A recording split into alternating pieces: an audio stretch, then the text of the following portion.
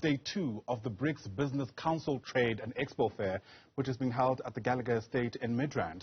Yesterday, Trade and Industry Minister Ibrahim Patel gave the opening address, saying the event presents member states with the chance to foster new business relations. This morning, Mineral Resources Minister Gwede Manatashe will take part in a panel as a continuation of those discussions.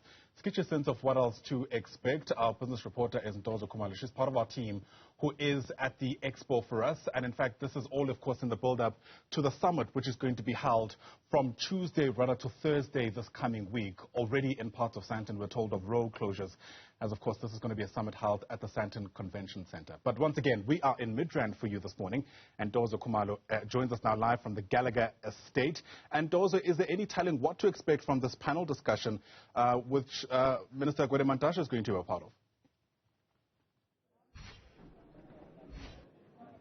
Good morning. While feet are certainly starting to walk into the Gallagher Convention Center, and the theme for today really is focusing around energy, energy security, energy diversity, adding to energy mixes, and where South Africa fits in that energy sector talk within the BRICS bloc. Gwede Manatashe is expected, or Minister Gwede Manatashe is expected to be on a panel this morning in a couple of minutes, really digging into some of those issues. A conversation, of course, that has been important for the last year and a half or so is around just energy transition and how we achieve just energy transition while also still making that social impact and leaving no one behind, creating those opportunities for businesses to be able to scale and take up those opportunities. So that will be some of the key themes coming out of today. We are hoping to be able to get a word from Minister Manatashe on some of the plans that his department is working on really fast-tracking that just energy transition conversation in the BRICS bloc. But a greater conversation really ahead of the summit kicking off on Tuesday is around the issue of culture. Academics and economists saying that it's really good and well for us to push trade and look to strengthen those trade relationships, but it will rather be difficult to achieve that if we do not understand the role that culture and language plays within the bloc in fast-tracking those deals, fast-tracking those projects, and really getting South African businesses a lot more active on the bloc. Now, on Friday, the Chinese embassy did hold a briefing where it really laid out its plans to strengthen relationships with South Africa, and later on we'll obviously be looking at the relationship between Brazil and South Africa, which contribute the least to the bloc, and the importance of them strengthening their relationship. But I spoke to Professor Paul Dembe there, who is a fellow at the Thabo Mbeki African Leadership Institute, and he really kind of highlighted some of those low-hanging fruits that countries such as South Africa lose out on because of the issues of culture and language. And before I let you go for this hour, let's take a listen to what Professor Dembe had to say around the importance of culture and language in really strengthening trade ties in the bloc. Movements and summits like FOCAC, for China-Africa Cooperation, Shanghai Organization Cooperation, BRICS, which we are having now at this point, are a new system of its own.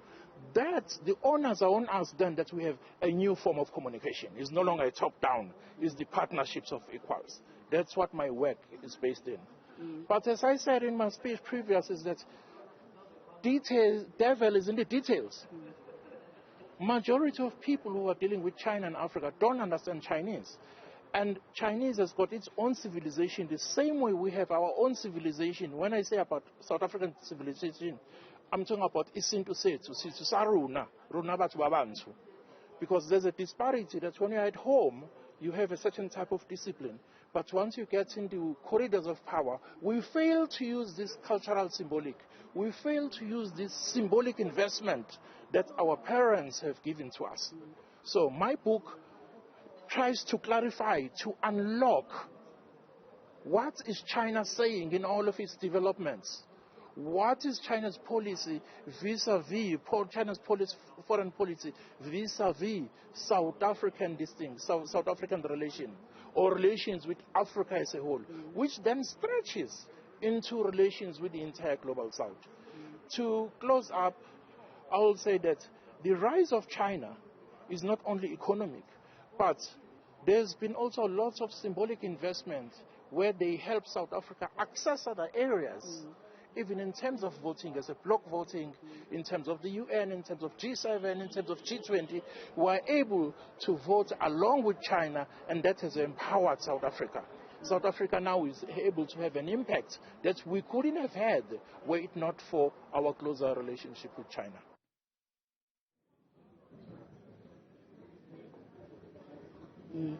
So certainly, as Professor Tembe said, focusing on culture and language, and those conversations will also be put in there as those delegates discuss issues around the energy sector and having more collaboration of organizations from all the BRICS nations. We'll also hear from representatives from Russia, Brazil, as well as China on some of the work that they're doing in the sector and where South Africa fits in. We will be updating throughout the day.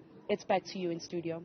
All right, Ntokozo Khumalo, part of our team there, live from Midrand at the Gallagher Convention Center. For now, Ntokozo, thanks very much indeed.